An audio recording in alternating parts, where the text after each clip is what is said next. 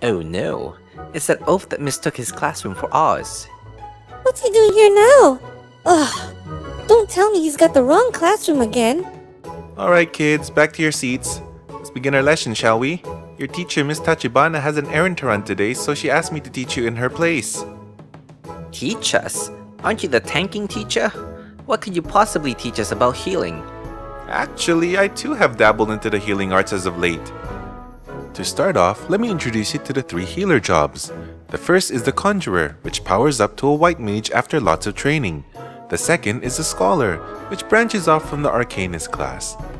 And last, we have the Astrologian, the standalone card-dealing healer. Now Hikari, Miss Tachibana, had a lesson planned for you today, but you know what? Forget it. I'll teach you the 2 keys of success for healing instead.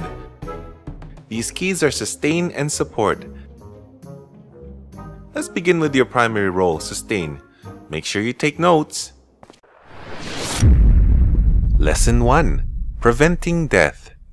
As a healer, your primary job in a party is to ensure you and your party survive the battles you face. You are the lifeline of the party. Always make sure to monitor the health of your party members and heal them as appropriate. Sustaining yourself and the party goes beyond just healing.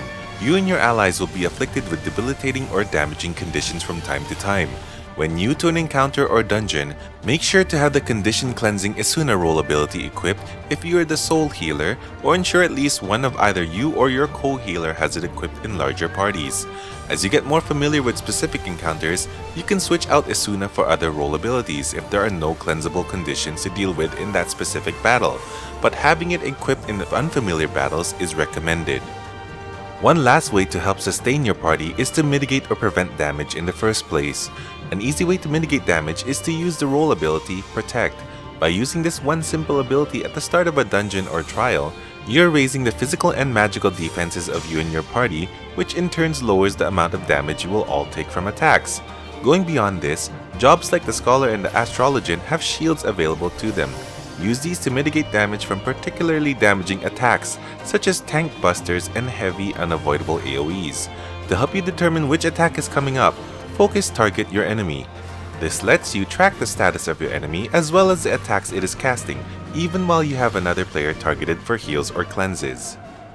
Now, sustaining yourself in your party is very important, but the second key to success, Support, should not be forgotten either.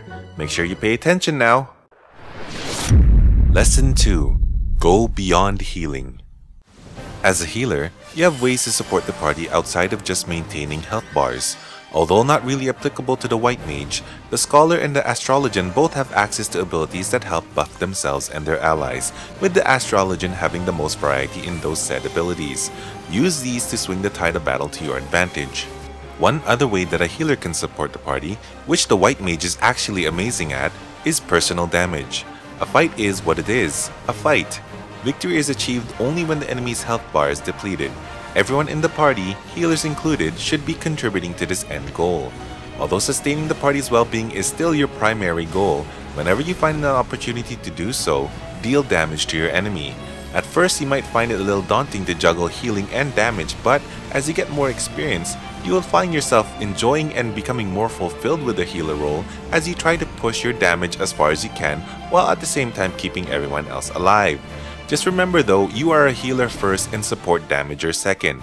To make it a bit easier for yourself, create this type of macro for your attack spells. This allows you to attack an enemy even while you have a party member targeted, as this macro lets you attack the target of your current target.